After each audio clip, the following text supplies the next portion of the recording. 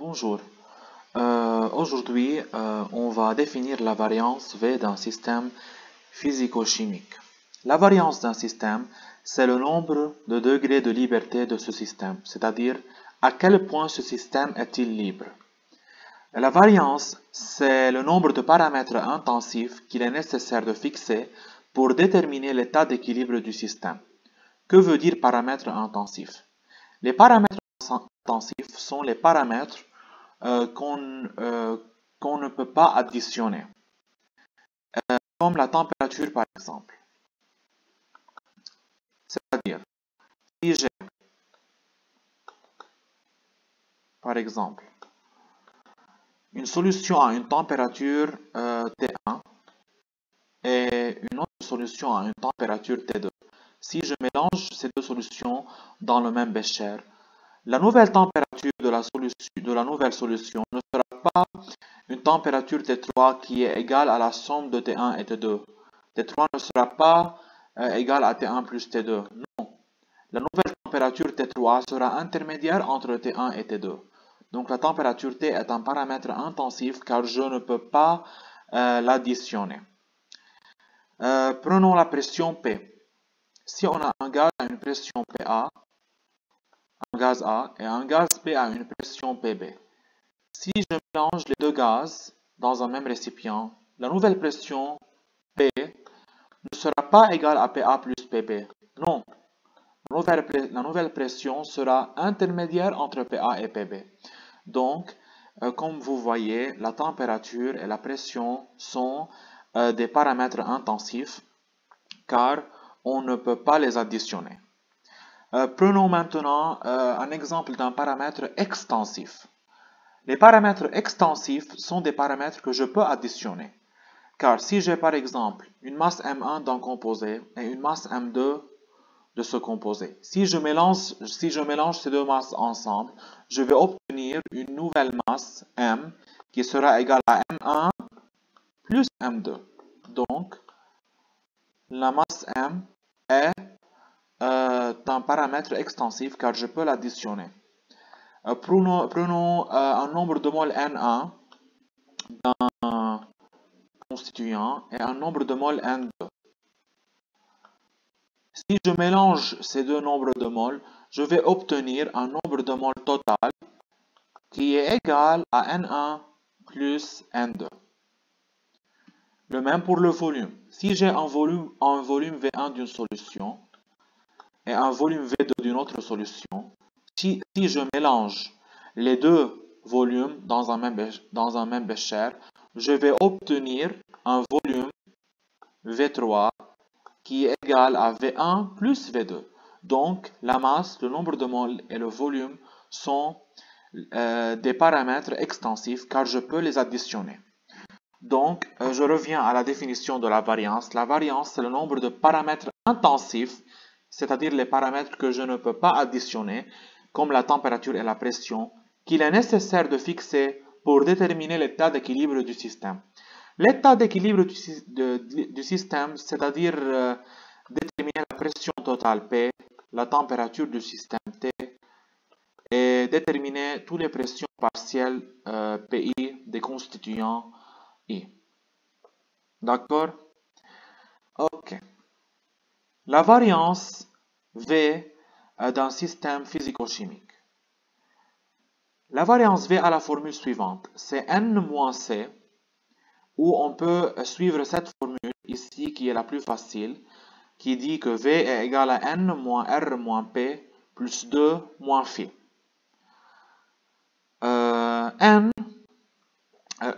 Commençons par définir grand N. Grand N, c'est le nombre de variables qu'on peut fixer.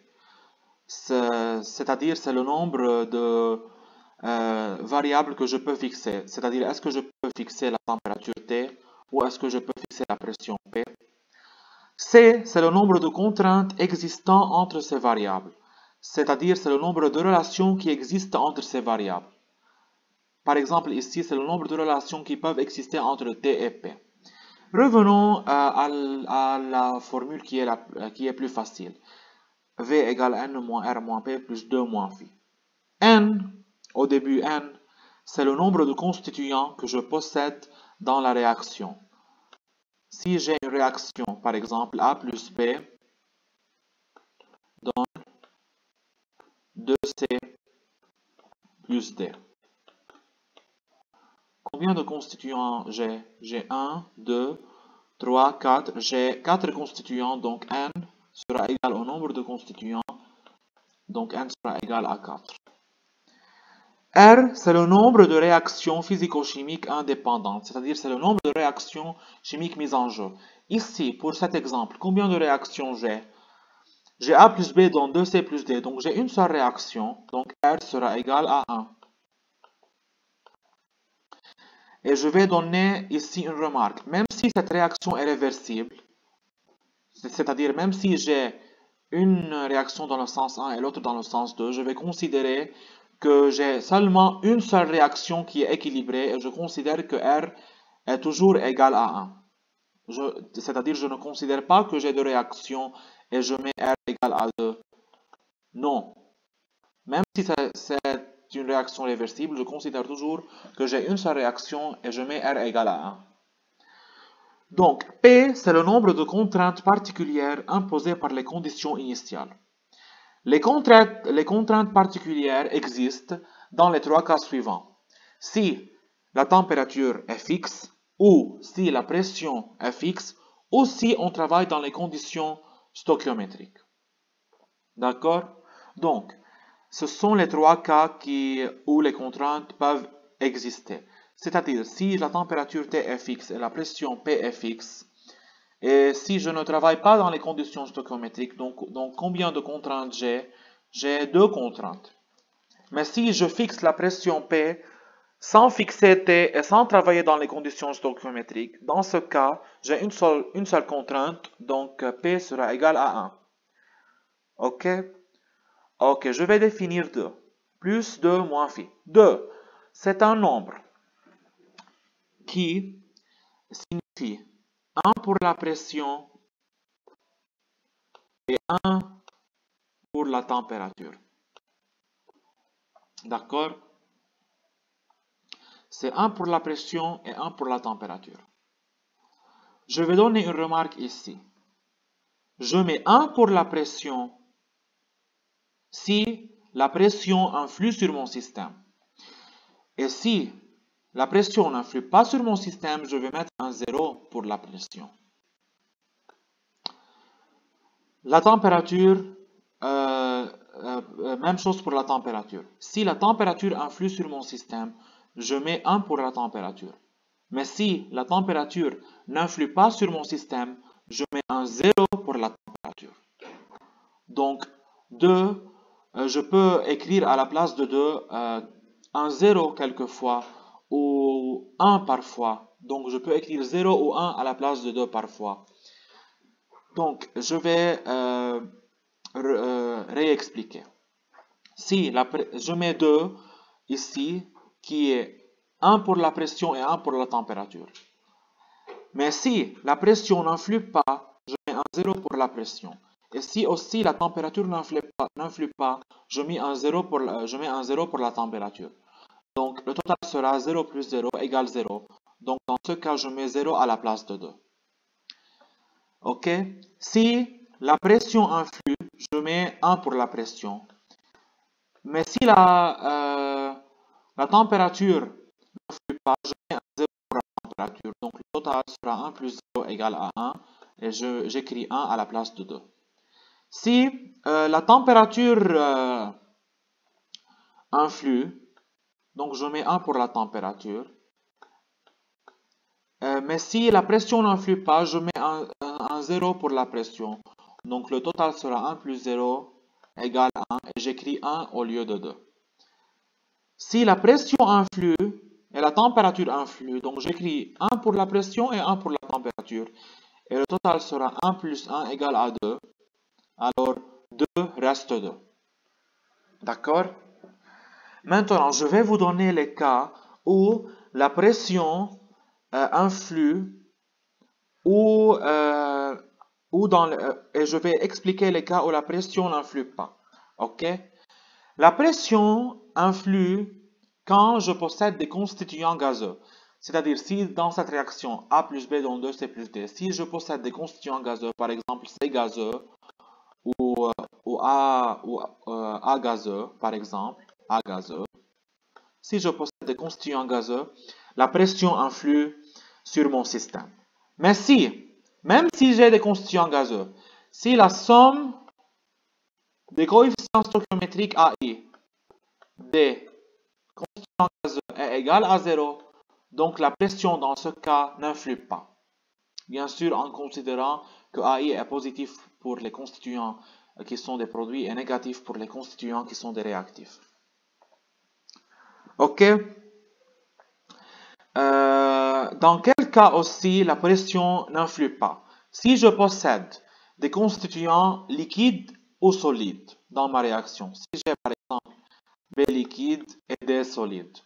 Dans le cas où j'ai des solides et des liquides dans mon système, je considère que ces solides ou liquides ne sont pas compressibles, donc la pression ne va pas influer sur mon système. Bien sûr, je parle que si tous les constituants du système sont solides et liquides, ok? Si tous les constituants du système sont solides et liquides, je considère que ces constituants ne sont pas compressibles. Donc, dans ce cas, la pression n'influe pas sur mon système. Mais bien sûr, si je possède des constituants solides, liquides, avec des constituants gazeux, parce que j'ai des constituants gazeux dans ce cas, la pression va influer si somme de AI n'est pas égale à 0. Ok? Maintenant, dans quel cas la température T influe ou n'influe pas? La température influe sur mon système si mon système est exothermique ou endothermique, c'est-à-dire s'il possède delta H différent de 0. Ok? Si mon système est exothermique, c'est-à-dire il possède delta H plus petit que 0, donc la température va influer. Et si mon système est endothermique, c'est-à-dire il possède delta H plus grande que 0, donc la température va influer dans ce cas. Il faut toujours que delta H soit différent de 0 pour que la température influe. Mais la température n'influe pas sur ma réaction si cette réaction est athermique, c'est-à-dire si elle possède un delta H égal à 0. Ok?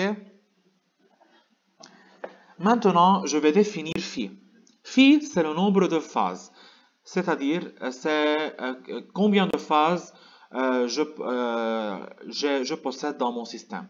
C'est-à-dire, si je possède un constituant gazeux, un autre constituant gazeux, un solide, et supposons ici un liquide, je considère que les gaz se mélangent toujours pour former une seule phase gazeuse. Donc, j'ai 1 pour la phase gazeuse, plus 1 pour ce constituant solide B, donc une phase solide, plus 1 pour le constituant liquide D, donc une phase liquide.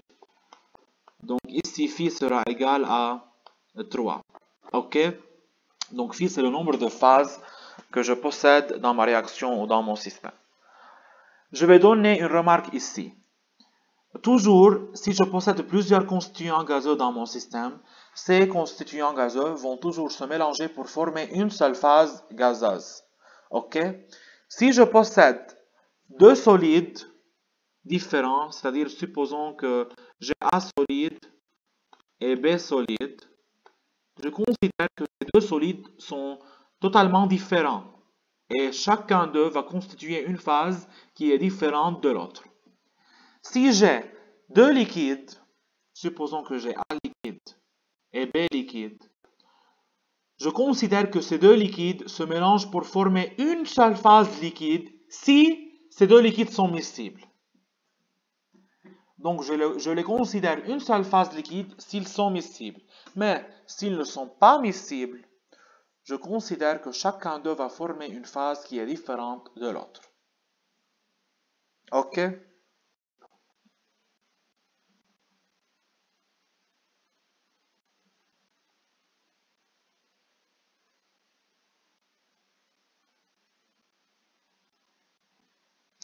On va faire des applications sur la formule de la variance.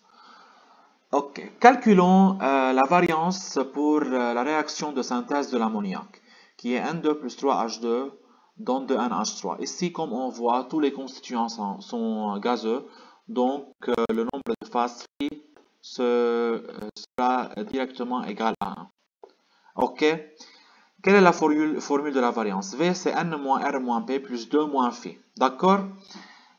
Quel est N? Le nombre de constituants, c'est 1, 2, 3. Donc N sera égal à 3. D'accord? N sera égal à 3. R, trouvons R, le nombre de réactions mises en jeu. Ici, c'est une réaction qui est équilibrée. Même si j'ai deux réactions inverses, je considère que j'ai une seule réaction équilibrée et R sera égal à 1. R est égal à 1. Ok, et N ici est égal à 3. P, le nombre de contraintes P.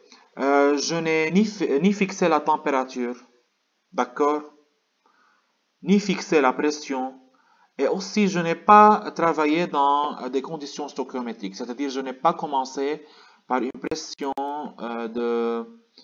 c'est-à-dire je n'ai pas commencé par des rapports initiaux.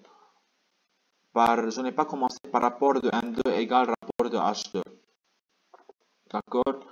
Donc, je n'ai aucune contrainte dans ce cas, donc P sera égal à 0.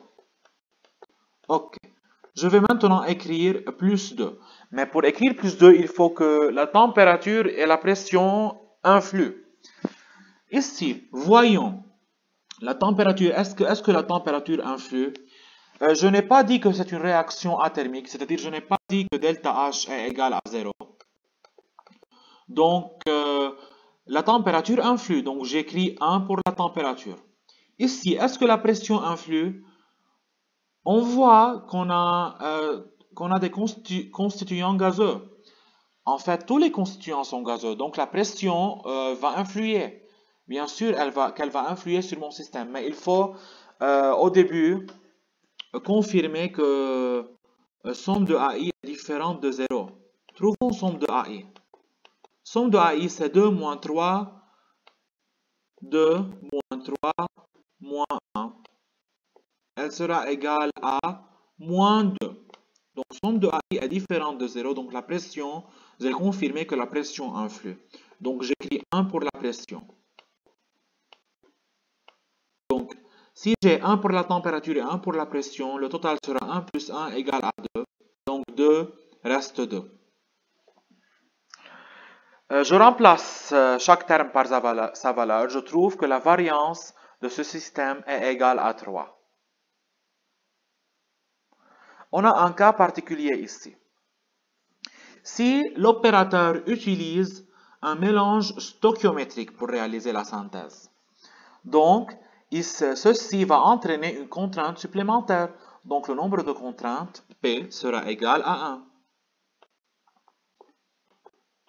Dans ce cas, la variance du système va changer. La variance, si on remplace P par sa valeur dans la formule de la variance sera égale à 2. Et je vous rappelle que par définition de la variance, c'est le nombre de paramètres intensifs qu'il suffit de fixer pour déterminer l'état d'équilibre. C'est-à-dire, si la variance est égale à 1, il suffit de fixer un seul paramètre intensif, comme par exemple la température, pour déterminer l'état d'équilibre. Et à partir de la température, je trouve tous les autres paramètres. Je trouve la pression P, les pressions partielles PI. Mais si la variance est égale à 2, il suffit dans ce cas de fixer deux paramètres intensifs pour déterminer l'état d'équilibre. C'est-à-dire dans ce cas, je peux fixer la pression P et la température T. Et à partir de ces deux paramètres que j'ai fixés, je peux trouver tous les autres paramètres demandés. À partir de la donnée, bien sûr. Si la variance est égale à 3, donc il me suffit de fixer trois paramètres intensifs pour trouver tous les autres paramètres en question. C'est-à-dire, par exemple, il faut fixer la pression, la température et une pression partielle. Par exemple, ici, la variance est égale à 3, donc il suffit définir 3 paramètres intensifs à fixer. Dans ce cas, j'ai choisi de fixer la pression, la température et je choisis une pression partielle à fixer. C'est soit pression de H2 ou pression de N2 ou pression de NH3. Par exemple, si je fixe pression de H2, donc j'ai fixé en total la pression et la température et la pression de H2. Et à partir de ces 3 paramètres, je peux trouver la pression de N2 et la pression de NH3. Par exemple, puisqu'on a ici fixé la température, donc je peux trouver d'après la table de thermochimie K0 à cette température, qui est égale à la pression des produits sur la pression des réactifs. Bien sûr, la pression de tout corps, c'est sa pression divisée par P0. Donc K0 sera égal à pression de NH3 au carré fois P0 au carré sur pression de N2 fois pression de H2 exposant 3. Ok? On a fixé la pression P aussi. Puisqu'on a fixé la pression P, qui est égale à pression de N2 plus pression de H2 plus pression de NH3. Et on a fixé la pression de H2. Donc pression de H2 est fixée. Pression totale est fixée. Et K0 est fixée. Donc j'obtiens dans ce cas deux équations à deux inconnues. Et je peux trouver maintenant la pression de N2 et la pression de NH3. Donc les autres pressions à l'équilibre maintenant peuvent être ainsi déterminées.